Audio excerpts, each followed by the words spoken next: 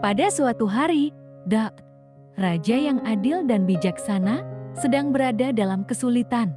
Dia merasa terjepit dan membutuhkan bantuan.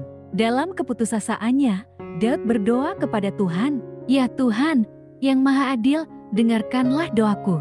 Pada saat aku dalam kesulitan, Engkaulah yang memberikan kelegaan. Kasihanilah aku dan dengarkan doaku." Daud merasa dikelilingi oleh banyak orang yang mencari keuntungan duniawi dan tidak memikirkan Tuhan. Mereka mencari kebahagiaan dalam hal-hal duniawi dan mengabaikan Tuhan. Daud merenung dan berkata, "Banyak orang yang bertanya, siapa yang akan menunjukkan kepada kita hal-hal baik?" Dalam kesendirian malam, Daud merenung dan berdoa kepada Tuhan. Dia merasa bahwa cahaya Tuhan adalah satu-satunya yang dapat memberinya kebahagiaan sejati. Dia berdoa, "Ya Tuhan, angkatlah sinar wajah-Mu atas kami." Daud merasa damai dan tenang dalam doanya.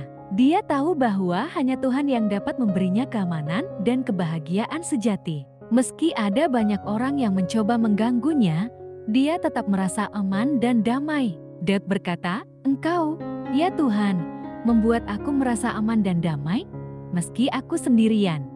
Cerita ini mengajarkan kita bahwa hanya Tuhan yang dapat memberikan kebahagiaan dan kedamaian sejati. Meski kita dikelilingi oleh kesulitan dan gangguan, kita harus selalu mengandalkan Tuhan dan mencari wajah-Nya. Sahabatku, tema kita adalah cahaya wajah Tuhan menyinari kita. Ini sangat relevan dengan cerita ini dan juga dengan kehidupan kita sehari-hari. Dalam cerita ini, Daud merasa terjepit dan kesulitan, tapi dia tidak putus asa. Dia berdoa kepada Tuhan dan mencari cahaya wajah Tuhan. Ini adalah simbol dari pencarian kita akan petunjuk, kebijaksanaan, dan kasih sayang Tuhan dalam hidup kita. Daud merasa bahwa hanya cahaya Tuhan yang dapat memberikan kebahagiaan dan kedamaian sejati, bukan harta atau kekuasaan duniawi. Relevansinya dengan kehidupan kita sehari-hari adalah bahwa kita seringkali mencari kebahagiaan dan kepuasan dalam hal-hal duniawi seperti uang, kekuasaan, atau popularitas. Namun, seperti yang dialami Daud, hal-hal ini tidak selalu membawa kebahagiaan atau kedamaian. Kita mungkin merasa kosong atau tidak puas, meski kita memiliki semua hal duniawi tersebut. Ajakan yang bisa kita ambil dari cerita ini adalah untuk selalu mencari cahaya wajah Tuhan dalam hidup kita. Artinya, kita harus selalu mencari petunjuk, kebijaksanaan, dan kasih sayang Tuhan dalam setiap aspek kehidupan kita.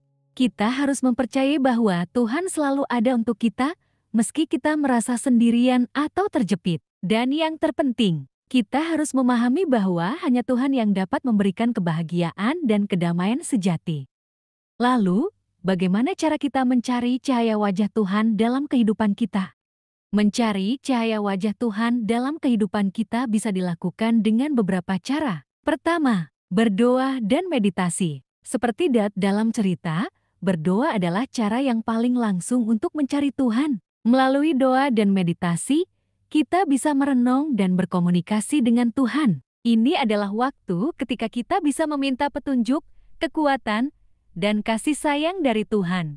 Kedua, membaca dan merenungkan firman Tuhan. Alkitab adalah sumber yang sangat baik untuk memahami kehendak dan kasih sayang Tuhan. Dengan membaca dan merenungkan firman Tuhan, kita bisa lebih memahami apa yang Tuhan inginkan dari kita dan bagaimana kita bisa hidup sesuai dengan kehendak-Nya. Ketiga, berbuat baik kepada orang lain.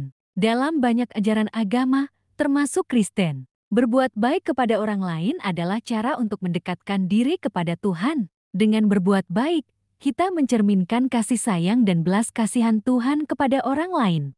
Keempat, menghargai dan menjaga ciptaan Tuhan. Alam adalah ciptaan Tuhan dan dengan menghargai dan menjaganya, kita menunjukkan rasa syukur kita kepada Tuhan. Ini bisa berarti menjaga lingkungan, menghargai keindahan alam, atau bahkan hanya dengan menikmati matahari terbit atau terbenam.